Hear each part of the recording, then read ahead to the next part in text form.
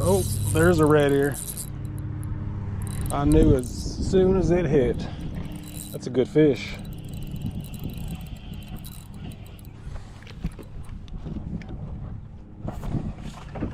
Today we're chasing bluegill again, and I'm going to show you how I choose beds that consistently produce bigger fish. And if we're lucky, we may catch a few red ear as well. All right, let's throw back in here. We've got a massive bluegill bed way in the back of this little cut. There's a kind of little shallow ditch line that runs in here, and it really should hold all kinds of fish. Bluegill, red ear.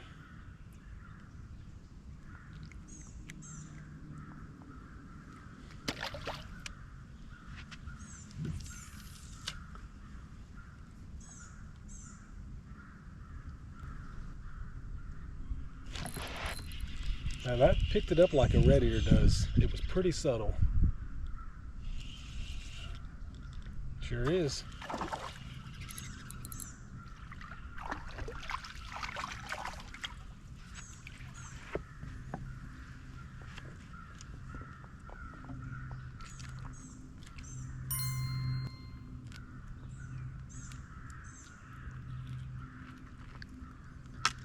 Not a bad fish. We're gonna let him go back and grow up though. So I could tell right away, the way he picked it up, it was not a bluegill. Now I've talked about this in some of my videos. You usually only get one little peck out of a red ear, and he just holds it in his mouth. A lot of times he doesn't make that run until he feels you. So if you're not careful, you'll pull it right out of his mouth. Whereas a bluegill, like I've said in the past, it usually gives you that 3-round burst, bam, bam, bam, and then you can feel they're there, and usually they will run with it. All right, let's make a drop in here on this bed.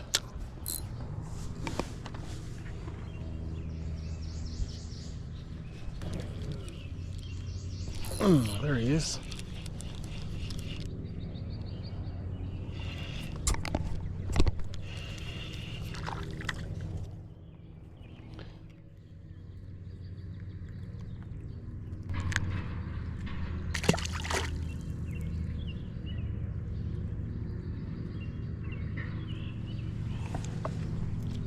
All right, let's make another drop.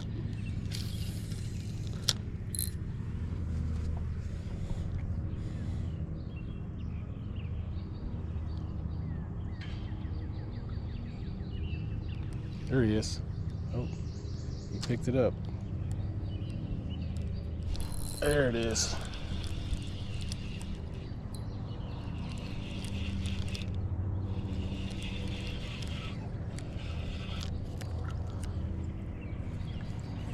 Another nice keeper bluegill.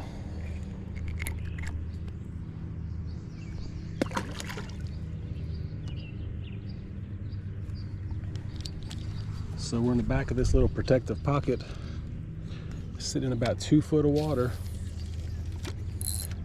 And this little pile or bed is fired up.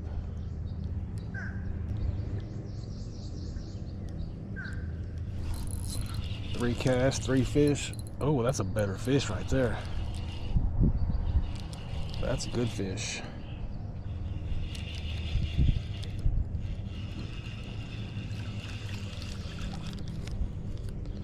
Yeah, this one's gonna ride. I've been throwing back some quality keeper fish today, but these jumbos are gonna make a sandwich. All right, let's toss back in here.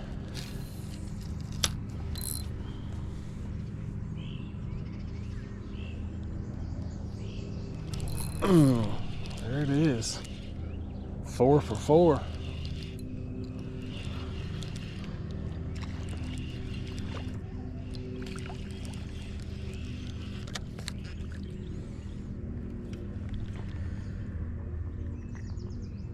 Another good one.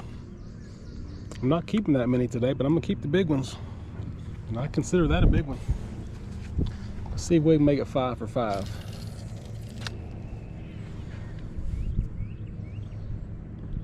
There it is.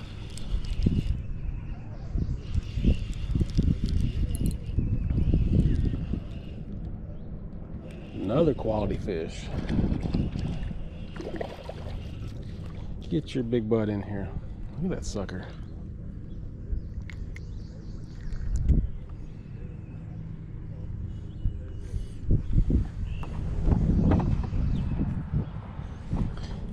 Well, can we make it 6 for 6? Let's find out. There he is. Oh, man, that's a fighter.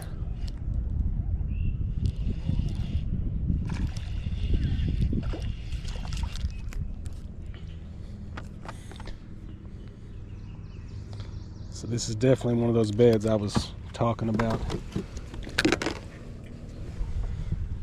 Holding the better quality fish. Let's make a drop in there. Can we go 7 for 7?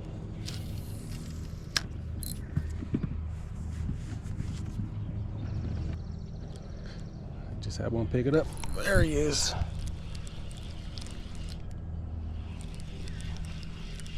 Number 7 in a row.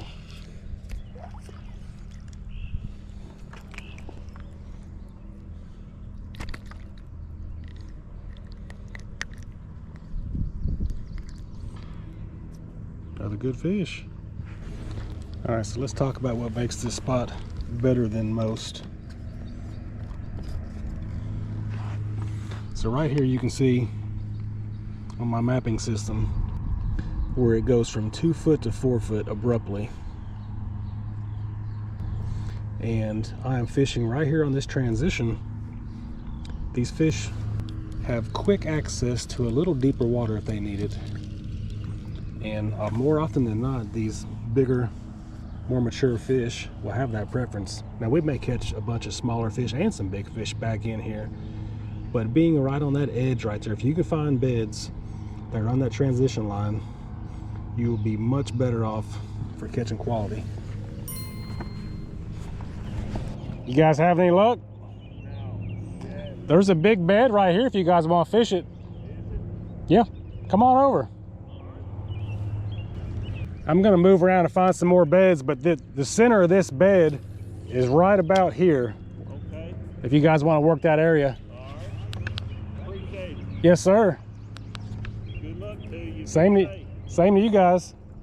Well, I told him a while ago, I was like, I think that's that dude I saw this morning on Facebook.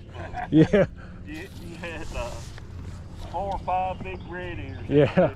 Was that you? That's me. Right. I was like, I could tell by his dang beard. Right. I think it's him. I saw you this morning. Yes, sir. Oh, man. I was like, he's got some dandies. They were fired up pretty good this morning. I've got a few that are, and I'm not even targeting a red ear today. It's more bluegill. Yeah.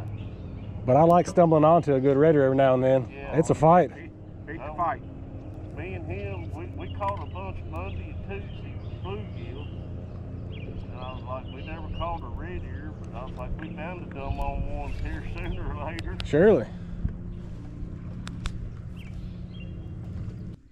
I'm looking at some beds here that to me look more like a red ear bed than a bluegill bed. Once again, it's not a real distinct honeycomb shape with, 40, 50 beds. These are a little more spaced out. It's just not as busy as a typical bluegill colony. Let's just see if we can pick off a red ear.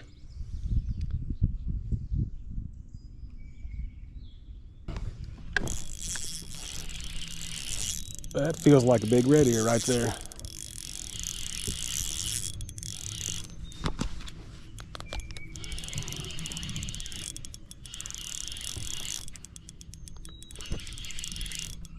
Sure is.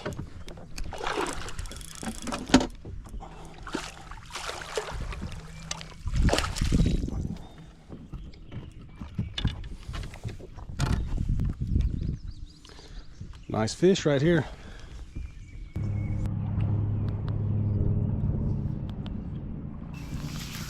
All right, once again, I'm trying to find some nice bluegill beds, and on the right edge of this one, it looks like there's some red ear mixed in. Let's drop in and find out.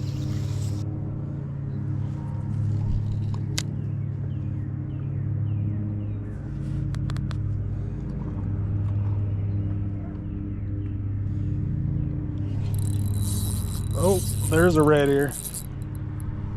I knew as soon as it hit. That's a good fish.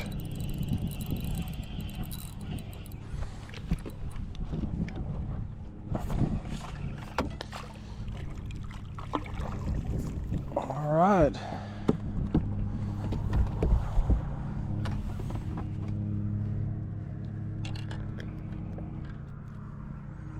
Nice fish.